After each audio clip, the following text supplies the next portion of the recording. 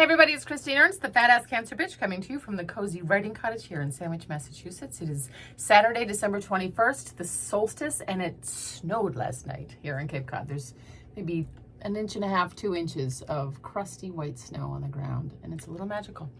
I am wearing a scarf that my bestie from childhood made for me. Look at this. Look at this. It's just gorgeous. Isn't that delicious? And she knitted it. She made it with her 2 hands.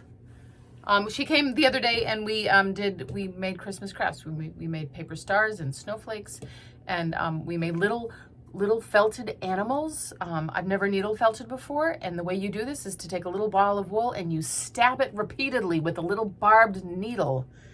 It was so satisfying. I did manage to stab my thumb several times, but I think I got the hang of it, and I may take this up as a hobby. It's very satisfying.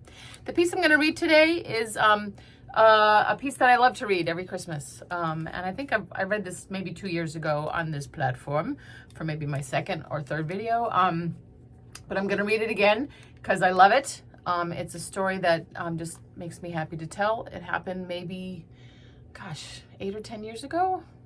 10 or 12 years ago? I don't remember. It's about the P, St. Peter P. There's a line.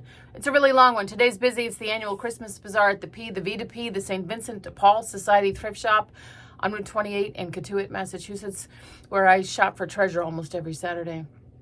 This is a much anticipated yearly event, and the parking lot of the P is packed. In addition to which, all of the clothing at the P today is half off. It's practically a free-for-all, festive chaos, tons of folks with armloads of stuff. So there's the line, complicated by the fact that the woman at the head of the line right now has a voucher, meaning that she's in a pickle and she applied to the Church Aid Society and received a voucher to shop here, sort of like a gift certificate, but for used stuff. Most of us here in line are regulars. We come here hunting for treasure, the cashmere scarf, the perfect chair for the guest room, the vintage tablecloth. Just last week, I scored a brand new bun pan, even though I don't ever bake. Today, I'm in line to buy some Grumpy Cat Christmas mugs and a red velvet tree skirt to go with the other 6 tree skirts I have scored over the years. Most of us shop here just for fun. But the woman jamming up this long line that's getting longer by the minute has a voucher. Has a heap of stuff on the counter, a huge heap of stuff, mostly children's clothing. By the look of it, she has at least an infant and a toddler and a couple school-age kids. She has jeans and sweatshirts, t-shirts, socks and onesies and fleeces, coats and sneakers and snow boots, mittens and hats, a red plaid jumper with a frilly white collar for a little girl, a green velvet holiday dress for an infant, a little sweater with a snowman on it for a toddler, a bright blue snowsuit, also a stack of towels and a couple sheets. And even a brand new, still with the tags on, twin-size Star Wars comforter with matching sham. Well played, voucher lady. Janet is ringing each item in. She's 83 and sporting a Santa hat. And Peg, who is 87 if she's a day, wearing her Keep the Christ in Christmas button on her snowflake vest, is folding and bagging. So slowly, taking time to exclaim over each thing, would you look at that? Hardly worn at all. Or, isn't that precious? Janet holds up the snowman sweater and declares it a hand knit. You pay good money for that at a craft fair, let me tell you.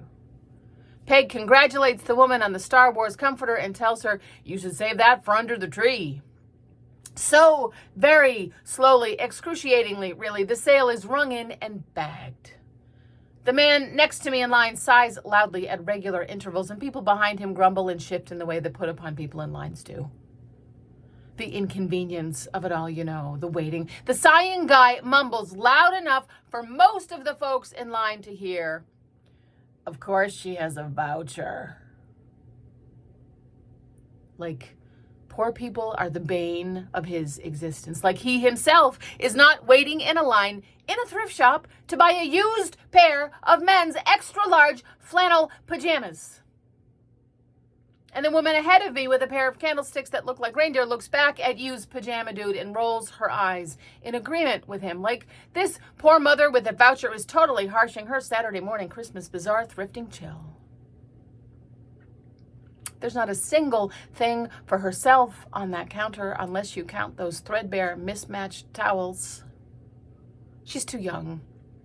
Too young for 4 kids. Heck, she's too young for 1 kid. She might be 24, 25, long, dark hair, ripped jeans, pale skin with freckles, but but kind of haggard. Her nails are chewed to the cuticles. She looks young and old at the same time. One of those people with their hard life on their face. She's anxious, aware of the impatient line behind her, aware of her voucher. But Janet and Peg are in no rush. If anything, they slow down, folding everything just so, as if they know that no one takes time for this woman. All of the kids' clothes are lovingly stowed in a big Gap shopping bag. All the linens go into a Williams-Sonoma holiday tote with rope handles. It's like the best bag Peg and Janet have in their whole collection behind the counter, like they were saving it for this special customer. The comforter goes into an oversized Christmas gift bag like it's a big present. Peg and Janet pamper this woman in a way that only old Catholic thrift shop ladies know how, like they are packing her trousseau, her hope chest. Now, they mutter over the total, checking and rechecking the numbers. So if you have a voucher, you want to use it to the penny because there is no cash back on a voucher. And if it's over, it's a good bet that the person holding the voucher can't cover the difference in cash and the V2P does not take a check. Finally, Janet announces at last that there's $1.75 left over. The line groans in unison. Great. She's going to have to go back into the shop and pick something else out for one of her 3 or 5 or 11 kids. We're going to have to wait in this damn line a little longer. Jesus Christ. But Peg says, I know just the thing. And she bustles out from behind the counter and out into the shop. For 87, she's really fast. She returns in a flash, triumphant, with a dress. Like a bridesmaid's dress from 1987. A gown, really, impractical. But the color, deep pink, rosy red, so beautiful. This color is perfect for you, Peg says, and she holds it up to the woman. And it is indeed perfect. The line almost gasps. Her skin, her coloring, the dress transforms this woman. Peg says, you would be so lovely in this. Like Peg is fairy godmother and tonight is the ball. Everyone in line holds their breath. Peg tears the $10 ticket off the sleeve and slides it into her pocket. She gives Janet an even look. She says, that's $1.75, Janet. Janet nods knowingly. They are like the nuns in The Sound of Music at the end when they take the distributor cap out of the Nazi's car. Janet repeats, $1.75, and punches the numbers in. And then Peg folds this dress. And the line is mesmerized. 1, because it's a lesson in the dying art of ball gown folding, and 2, because it is an act of sublime tenderness. Peg cannot reach across the counter and touch this woman. This complete stranger. Stroke her hair, press her hand to her cheek, tell her that in this moment she is cherished. In this moment she is a beloved child of God. But she can fold this dress. So gently tucking the crinoline, folding the bows, smoothing the sleeves, she folds this dress like a sacrament. She folds this dress like Jesus washing the feet of his disciples. There's a change in the line now. A lightning, a joy, a gladness for this woman. A silent cheer that the sale is almost complete, for sure. But also a shift now for this woman, toward this woman. The line leans in a little toward her, as if the dress, or the gesture of the dress, the patient slow folding of the dress make eye-rolling lady and used pajama dude. Imagine this woman with the voucher as someone else. As a daughter, a sister, a mom who loves her kids.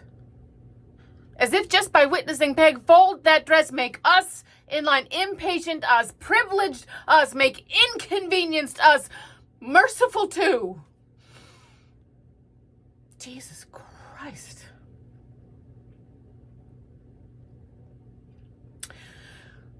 Janet and Peg finish the sale and it's all business again.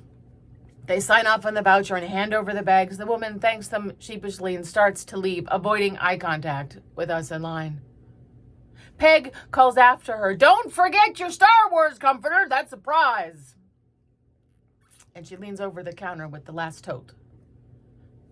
The one that looks like a big Christmas present. She makes a joke.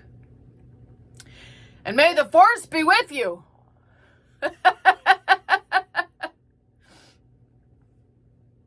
She has no idea. Dear folks, good people, peal the bells more loud and deep. God is not dead, nor doth he sleep. The wrong shall fail, the right prevail, with peace on earth, goodwill to men and women. May the force be with us all this season and the coming year. So have a beautiful holiday. Take good care of yourself. Go make a paper star or get a needle felting kit and stab some wool. It'll do you good. Call your bestie from childhood and go have a cup of cocoa. Go wrap some presents. Get yourself a present. Have a nap. Look at the snow. Go to a thrift shop. Go to the P. Say B to P and get to it. Thank you so much, dear folk. I feel so blessed and grateful. Thanks for tuning in. I know this was a long one, but I'm so glad you listened to the end. And I will see you next week.